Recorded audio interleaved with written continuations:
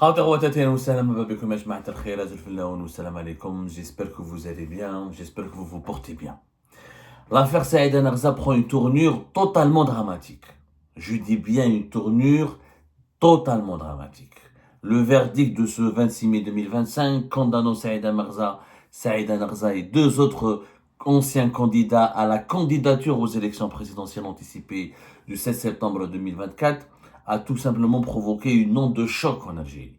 10 ans de prison ferme pour Saïda Narza, 10 ans de prison ferme pour Belkacem Sahli et 10 ans de prison ferme pour Abdelhakim Hamadi. C'est tout simplement inouï. C'est un verdict inouï pour un dossier totalement vide. Je dis bien totalement vide. Nous avons commenté le verdict, nous vous avons raconté l'histoire secrète tout à l'heure de l'amitié qui est nouée, qui est liée Saïda Narza Abdelmajid Tebboune. Il y a eu un rebondissement à la fin de la journée puisque Saïda Narza a fait des révélations extrêmement graves et explosives dans une vidéo. Elle a réagi avec beaucoup d'émotion à propos de ce verdict accablant, pour ne pas dire cruel, qui la condamne à 10 ans de prison ferme et qui maintient ses propres enfants en prison. Son fils Béchir est en prison, son fils adoptif Adlen en prison, son fils Mouloud qui était sous contrôle judiciaire mais qui a été condamné à la prison, à 5 ans de prison ferme, et son quatrième fils, Amokran, qui est à l'étranger, qui vit à l'étranger depuis 2023 et qui fait l'objet d'un mandat d'arrêt international et condamné lui-même à la prison. Saïda Narza a fait cette vidéo.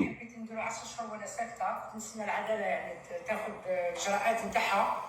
اليوم نقول لكل الجزائريين احنا ابرياء، مشينا حتى صوت، الاصوات كلهم جاوا لانهم يحبوا سعيده نرزق. اليوم العداله حكمت حكم، يعني اللي تغربت ليه الناس كل راهم حايرين. ملف ما فيش ولا تهمه، ملف ما كاينش واحد فيه نطق وقال بلي ديت سنتيم من عند سعيده نرزق. اولا الناس هادو مظلومين، الناس هادو ما عندهمش حتى باش. La vidéo est assez longue, pratiquement 14 minutes. Elle a été publiée sur la page Facebook de Saïda Narza. Vous pouvez Saïda Narza.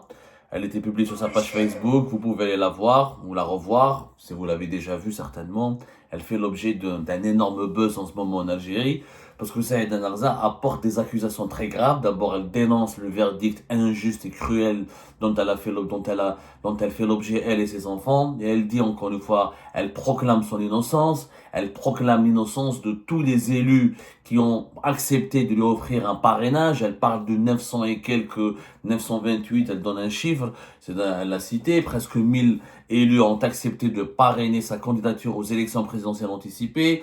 Et elle dit, voilà, c'était son droit, la constitution, le droit algérien, la loi dans son propre pays lui permettait de se présenter aux élections présidentielles et qu'elle avait voulu juste qu'il y a beaucoup de personnes qui l'ont soutenue, notamment dans les wilayas de l'intérieur du pays. Elle explique encore que la majorité des personnes qui ont été emprisonnées dans le cadre de ce scandale de supposée corruption politique sont des personnes très pauvres, issues de 4 wilayas ou 5, les wilayas les plus pauvres du pays, et qui ont subi des pressions, du chantage, voire de la torture et des violences pour la forcer pour des témoignages contre elle, et qu'au cours du procès, les audiences ont démontré, les avocats ont démontré, les témoignages, les principaux accusés, les témoins, les personnes qui ont été ou emprisonnées ou placées sous contrôle judiciaire ont tous refusé de témoigner ou de dire un faux témoignage ou d'apporter la moindre accusation infondée contre Saïda Narza. Personne n'a touché un pot de vin ni un centime, n'a pris ou n'a bénéficié d'une contrepartie financière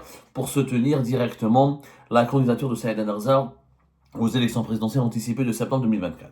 Mais l'aspect le plus grave de ce qu'elle a dit dans sa vidéo, c'est qu'elle accuse ouvertement Saïda Narza, un officier de la DGSI, de la Direction Générale de la Sécurité Intérieure, le service secret français, qui est le colonel Tarek.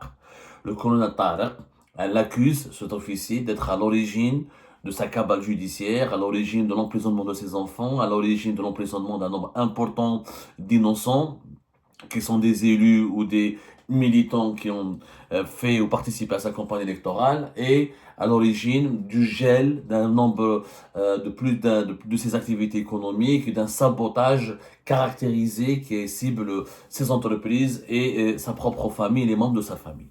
Le colonel Tarek, c'est qui?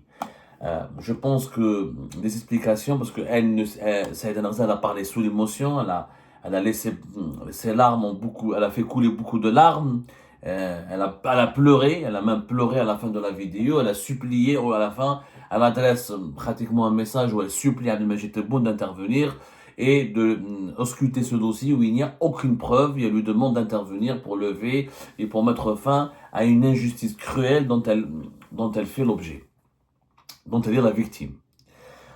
Je pense que les explications s'imposent parce que là, nous avons le témoignage d'une victime qui est émue, touchée par ce qui lui arrive. Saïda Narza, c'est une mère. C'est pas évident de quitter le tribunal et de laisser derrière soi 3 enfants en prison. Et c'est pas évident d'accepter un verdict de 10 ans de prison ferme dans une affaire où tu es censé être blanchi et innocenté parce qu'il n'y a absolument rien d'illégal qui a été commis, à l'exception de vouloir participer à une élection présidentielle et de proposer des idées, un programme et une alternative aux Algériennes et aux Algériens.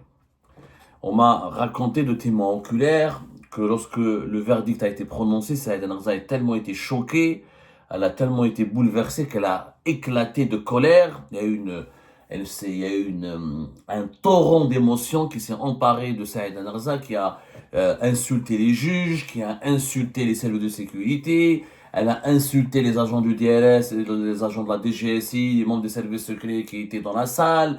Elle a voulu interpeller le juge en lui lançant un défi. Elle lui a dit: prenez-moi en prison, soyez un homme, soyez digne de vos fonctions et envoyez-moi en prison à la place de ces innocents, relâchez ces innocents. C'est une femme, elle était dans un tourbillon de colère, d'exaspération, de révolte et de rage, et ça se comprend. Encore une fois, là nous avons en face de nous, vous savez ce que c'est qu'être une mère qui voit 3 de ses enfants emprisonnés. Et plus de 80 personnes en prison à cause d'elle, c'est ce que dit la justice algérienne en tout cas, pour des crimes et des délits virtuels, fictifs, il n'y a pas eu de crime. Le dossier, il est vide.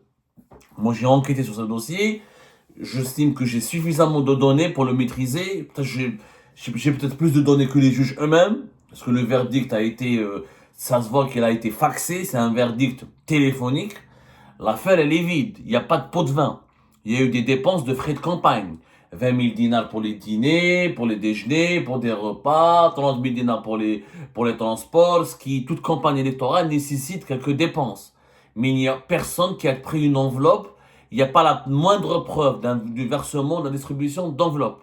Et les témoignages qui ont été collectés au départ ont été collectés sous la contrainte.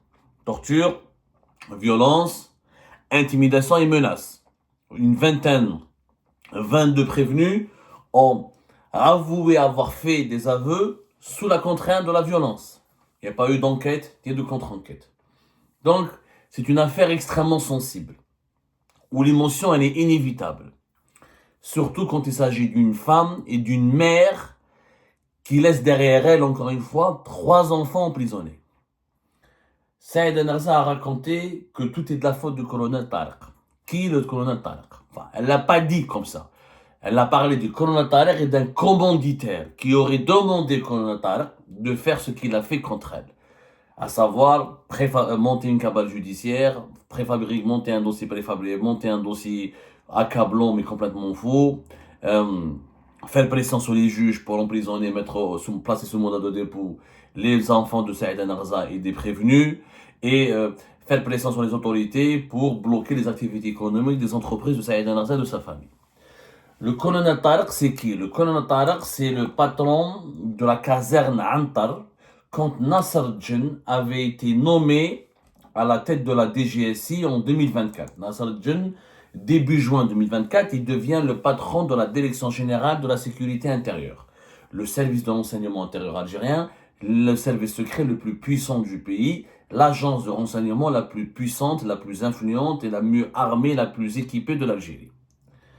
Avant Nasser Djen de 2021 à 2024, de novembre 2021 à juin 2024, il était le patron de la caserne Antar. Il a eu une promotion, il quitte Antar pour devenir le patron de la DGSI. À Antar, celui qui le remplace, c'est un jeune officier qui s'appelle Tariq, qui a été promu colonel. C'est quelqu'un, il est d'origine kabyle, c'est l'un des collaborateurs les plus proches de Nasser Jen et il l'a remplacé à Antar. Donc, l'Antar, c'est le CPO, c'est le principal centre opérationnel de la DGSI, c'est le cœur battant des services secrets algériens. Si vous voulez, la direction générale, il y a aussi Antar, je vous ai déjà expliqué ça lors de la nomination du général Hassan. Antar, c'est la caserne qui abrite les brigades les plus importantes de la DGSI et les services les plus importants de la DGSI pour mener les enquêtes sur les questions les plus sensibles. Donc c'est le colonel Antal ce colonel Antal dont parle Saïd Narza, c'est celui qui dirige la caserne Antal. Pardonnez-moi ce seconde. L'actualité algérienne va nous rendre malade. Ce colonel Tarek dont elle parle, Saïd Narza, c'est le patron de la caserne Antal de Ben Akme. Elle l'a pas cité, elle l'a pas bien expliqué dans sa vidéo, parce qu'elle était encore une fois sous l'émotion et totalement malade. Elle est très malade, Saïd Narza, elle a été opérée, comme elle le dit elle-même récemment, et sa santé est chancelante, et elle vit des jours extrêmement difficiles, donc elle n'était pas très rationnelle dans la description des faits.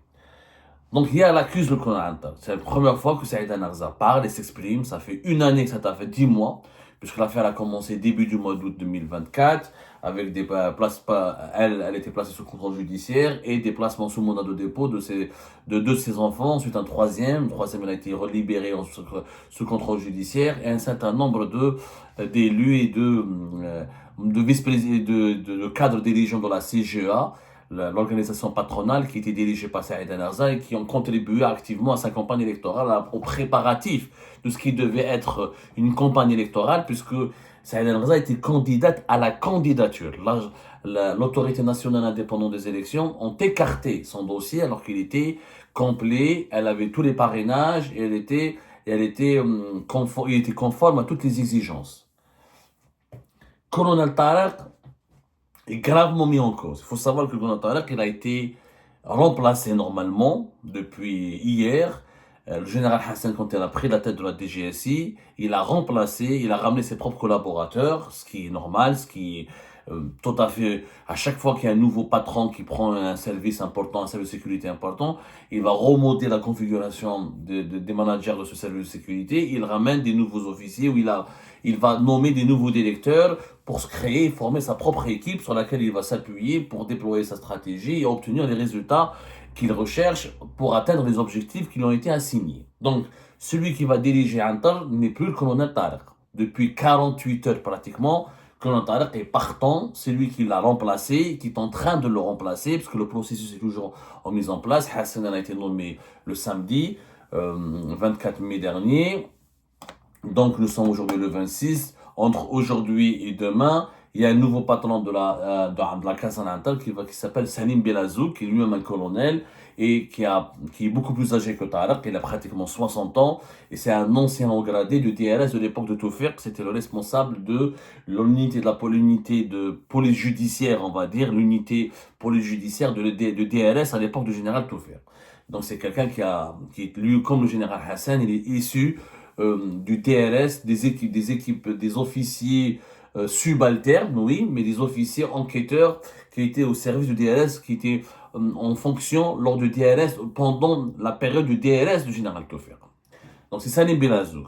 Est-ce que Saïd Narza a voulu parler de Tarek maintenant parce qu'elle sait qu'il est partant, qu'il a été remplacé, qu'il a été éjecté et elle veut donc démontrer, elle veut faire pression sur les autorités algériennes et en utilisant l'opinion publique pour qu'on lui réclame des comptes, pour qu'on lui soumette à des enquêtes, pour qu'on lui demande des explications, tout simplement pour qu'on l'incrimine au cas où il y a eu des dérapages et des dérives? C'est possible.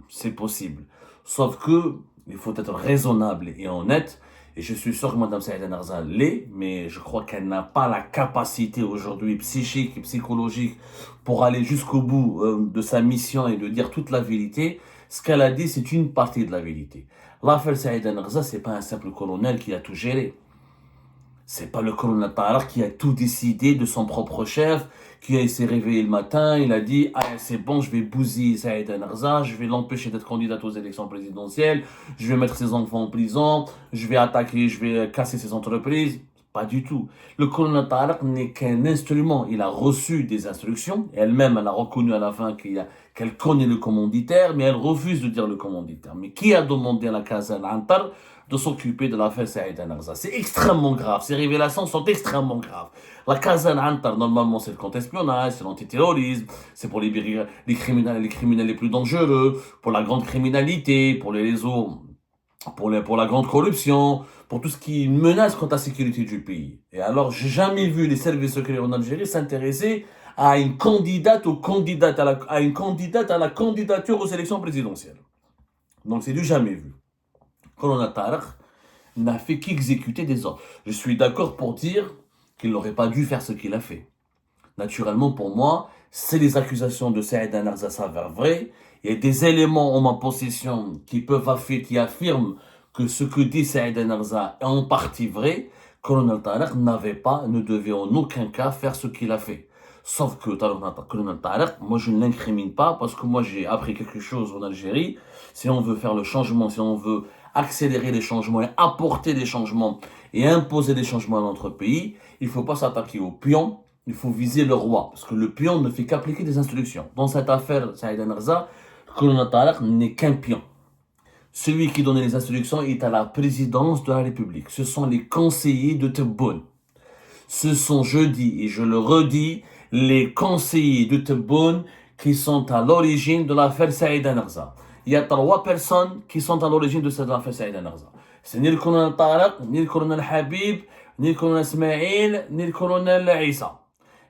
C'est des simples officiers qui ont eu le malheur d'être en poste au moment où la présidence algérienne instrumentalise politiquement les services secrets pour des règlements de compte et pour des cabales judiciaires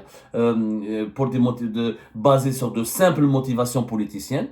Ces officiers, ils auraient dû avoir le courage de désobéir et de dire « Nous, on est les services secrets. On n'est pas là pour casser une candidate ou un candidat. On n'est pas là pour préfabriquer des dossiers, pour monter un dossier ou pour faire pression sur les juges pour emprisonner ou placer sous mandat de dépôt les enfants d'une candidate qui dérange le président.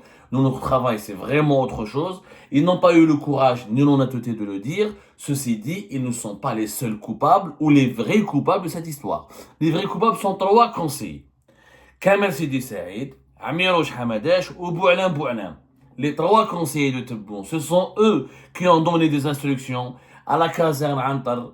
Et peu importe qui dirigeait la caserne Antar, qui ont demandé à la caserne Antar, prétendant que c'est le président de la République, Abdelmajid Tebboune, qui donne ces instructions.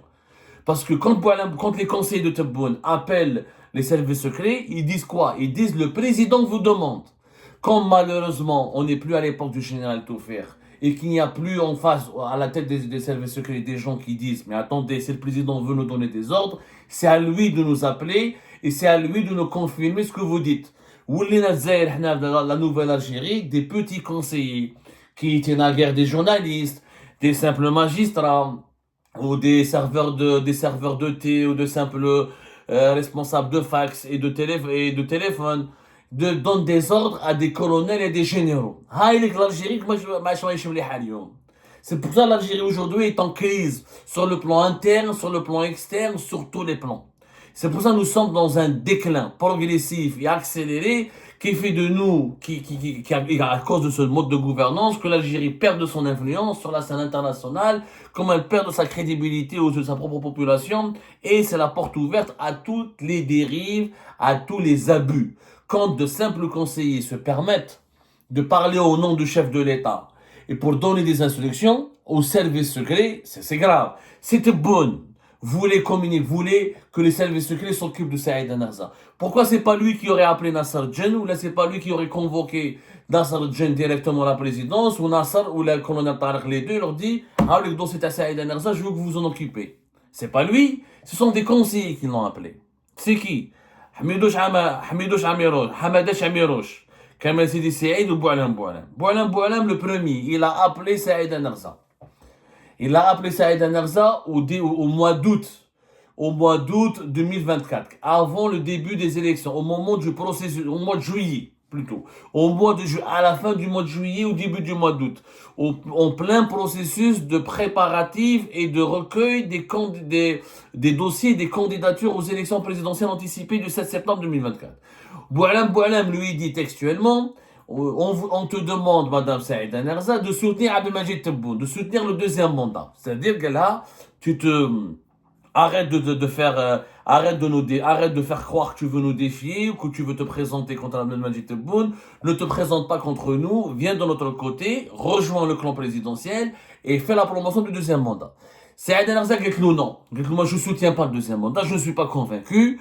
Je veux être moi-même candidate et je veux proposer moi-même des solutions à mon pays. Mais, Boualam, après note, il a raccroché, ou peut-être la machine. À ce moment-là, peut-être la machine judiciaire et sécuritaire, quand Saïda Nerza. Ce n'est pas le colonel Tarek qui a appelé Saïda Nerza ou les gars où tu soutiens le deuxième mandat. Il faut être vrai, il faut être sincère. Saïda Nerza un jour le dira et elle confirmera ses propos elle-même. C'est Boualam qui l'a appelé. Mais que ni colonel Tarek, ni Hamida, ni Issa, ni même comme la vérité. Je suis un Algérien, je dis la vérité, rien que la vérité, je défends aucun clan, je ne suis membre d'aucun clan, je dis que la vérité pour l'intérêt général et je veux que mes compatriotes apprennent la vérité pour qu'ils puissent avoir un véritable jugement sur l'actualité de leur pays. Ce n'est pas un colonel. Un colonel aujourd'hui en Algérie, c'est rien du tout. Les colonels n'ont aucun pouvoir. Les colonels en Algérie, on a à l'appel. Dans chaque village, il y a un colonel. Ils n'ont aucun pouvoir de décision. Dans la nouvelle Algérie de Tebboune, les colonels ont perdu tout leur prestige, tout leur pouvoir. Ils se font écraser par des conseillers à la présidence qui étaient encore une fois en guerre. Bon, au moins qu'un magistrat. Qu'un magistrat ou qu'un hakam, l'organe des écoutes, il avait un certain niveau, il avait un certain grade, il avait un certain pouvoir à l'époque de Bouteflika de 2016, de 2015, 2015, début 2016 jusqu'à 2019. C'est lui qui dirigeait l'organe des écoutes, il était à la Cour suprême. C'est un magistrat. Kamel Sidi Saïd, Hamirouch Hamadash, les deux autres adversaires de Saïda Nerza, qui ont tout fait pour influencer les services secrets et qui ont fait croire aux services secrets que c'est Tebboune qui leur donne des instructions pour abattre Saïda Nerza, avait un différent personnel. En 2023, lorsque Saïda Nerza fait sa lettre en septembre 2023 pour dénoncer le bilan de Tebboune, pour dénoncer sa politique économique et la maladresse de certaines mesures qui sont très arbitraires et qui ont causé un énorme préjudice aux entreprises algériennes, comme ces mesures de redressement, comme ce fameux comité interministériel de redressement fiscal et de lutte contre les transferts illicites de devises à l'étranger. Vers l'étranger. Saïda Nerza m'bal la lettre, ou la PS, elle a été diabolisée par le clan présidentiel parce qu'elle avait rendu publique une lettre qu'elle avait adressée au départ. Je vous ai raconté dans la précédente émission, la lettre de Saïda Nerza de septembre 2023, elle n'était pas publique. Saïda Nerza a décidé de la rendre publique parce que Bengrina, Abdelkader Bengrina, il l'appelle, lui dit: Ya madame, monsieur Hakalik, haram alik, ne faites pas ça, vous n'aurez jamais dû faire cette lettre, n'écrivez plus ce genre de lettre. J'ai écrit une lettre au président, Bengrina me répond. Bengrina n'a aucune fonction à la présidence, il n'est ni conseiller, ni travaille au cabinet, il n'a aucune fonction. Qui lui a dit? Qui l'a envoyé faire Saïda Nerza? Ce sont les conseillers de Tebboune, qui ne voulaient pas que Tebboune soit au courant de la lettre de Saïda Nerza. Parce que pour envoyer une lettre à Abdelmajid Tebboune, en Algérie, on n'est pas comme dans les pays développés. En France, tu peux envoyer une lettre directement à Emmanuel Macron. Emmanuel Macron, il est très présent sur les réseaux sociaux. Il peut lire lui-même. Sa femme, Brigitte Macron, elle a sa propre messagerie. Donc, en Algérie, on a des filtres. Le président, il y a des filtres. Il y a les conseillers, le secrétaire général de la présidence, son directeur de cabinet, tous ils filtrent. Et quand il y a des messages qui sont jugés pas positifs pour le président, ils lui disent pas, ils le cachent. Parce que dans l'Algérie, nous avons la religion, l'état d'esprit, le président doit être au courant que des choses positives. Je ne sais pas pourquoi, on dirait que c'est un dieu, le président, ni dieu ni prophète. C'est un être humain comme tout le monde, il a merdé, il y a des gens qui lui disent que monsieur le président vous avez merdé, les citoyens ont le droit de dire à monsieur le président qu'il a merdé. Mais elle l'a rendu public pour qu'il soit au courant. Ils l'ont attaqué via la PS et via des médias qui étaient affiliés au clan Tebboune. Qui l'a attaqué, c'est Kamel Sidi Saïd. Qu'est-ce qu'elle fait, Saïda Nerza? elle contacte le patron de la PS, elle lui fait un enregistrement, c'est bête, ou quand on t'a mâché radio, on a battu l'extérieur, elle l'a insulté, elle l'a traîné dans la boue, et elle a fait la même chose avec Kamel Sidi Saïd. Elle a essayé de joindre Kamel Sidi Saïd, ou Makhalet Louch. Quand dans la PS, dans les médias publics, ils l'ont insulté, ils l'ont dit, c'est des résidus de la Aïsaba, elle est nostalgique de l'ère de la Aïsaba, ils l'ont fait d'elle une femme malhonnête, une mafieuse. Donc elle s'est énervée, elle qui a lutté contre la Aïsaba à l'époque de Bouteflika, elle a insulté Kamel Sidi Saïd, et elle lui a promis, comme elle a promis au patron de la PS, Samir Gaïd, de lui enlever le pantalon. Ah, ça. Donc Kamel Sidi Saïd, depuis 2023, il lui en veut. Donc Kamel Sidi Saïd, il n'a pas aimé la réaction virulente de Saïd Narza, comment elle a défié, comment elle a juré de lui imposer une correction et de le rééduquer. Oui, Kamel Sidi Saïd, il a fait une campagne, il fait du lobbying auprès des services secrets pour qu'ils enquêtent sur Saïd Narza, pour que Saïd Narza tombe pour qu'il y ait une enquête et des poursuites et pour que Saïd Narza ait des soucis avec les services secrets. Et la même chose, Kamel Sidi Saïd, quand il appelle Antar, il leur dit c'est le président qui vous demande. Même pas ça. ولينا في الحكايه تعرفوا واحد اسمها في الحكايه وراها الكاشي à l'époque de Bouteflika en 2017 2018 2019 on se posait la question qui gouverne l'Algérie. Est-ce que Bouteflika est au courant? Là c'est la même question qui revient. Est-ce que Tebboune est au courant? Il y a des gens qui parlent en son nom, mais lui apparemment il n'est même pas au courant, puisque je vois pas comment Tebboune va dire à la PS ou va dire à Antal, allez-y arrêtez les enfants. C'est des gens qui parlent en son nom. Est-ce qu'il est au courant ou pas au courant? Il n'y a que lui qui va répondre. Moi, j'ai ma thèse là-dessus, mais ce n'est qu'une thèse. J'ai pas d'infos. C'est à monsieur Tebboune de nous répondre. Ou Amirouche Hamadash, la même chose. Je vous ai raconté dans l'histoire, dans l'émission précédente. Il a un différent personnel à Saïd Narza, parce que de 2022 à 2023, Saïd Narza n'a pas cessé de dénoncer auprès de Tebboune les interventions, les ingérences, l'affairisme de Amirouche Hamadash, qui a utilisé son poste de secrétaire particulier à la présidence pour faire des affaires, pour faire pression sur les ministres, pour obtenir des avantages, pour des sociétés étrangères, pour des ambassadeurs. Amirouche Hamadash, ce qu'il voulait faire avec l'ambassade de France. Andi une affaire à l'Amirouche, vous allez voir parce qu'aujourd'hui, à la présidence algérienne, on chante le patriotisme. On utilise le sentiment anti-français comme preuve du patriotisme. Et on accuse les opposants d'être les partisans de la France. Je vais vous raconter comment le secrétaire particulier de Tebboune a voulu, justement, aider la France à travers son ambassade pour une affaire économique, un marché important. On laissera ça pour plus tard.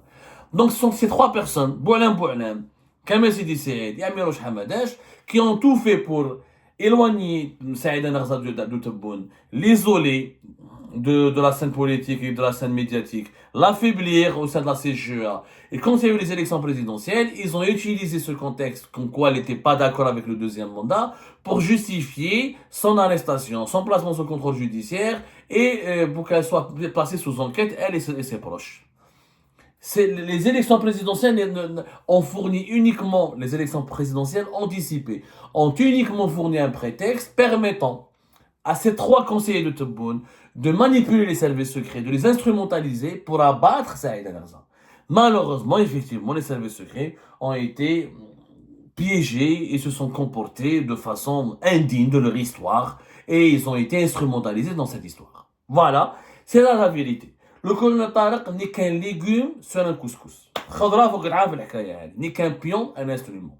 S'acharner sur lui, parler que de lui, ça serait injuste, ça serait pas dire toute la vérité. Voilà ce que Saïd Narza n'a pas pu dire, ou n'a pas eu la force, ni l'énergie encore pour le dire, parce qu'elle est malade, elle est accablée, elle est touchée, elle est ébranlée, et que peut-être c'est notre mission aussi, de dire ce que les autres ne peuvent pas dire. Parce que c'est notre grande mission, notre grand rôle. C'est ça la vérité amère de la fin Saïd Narza.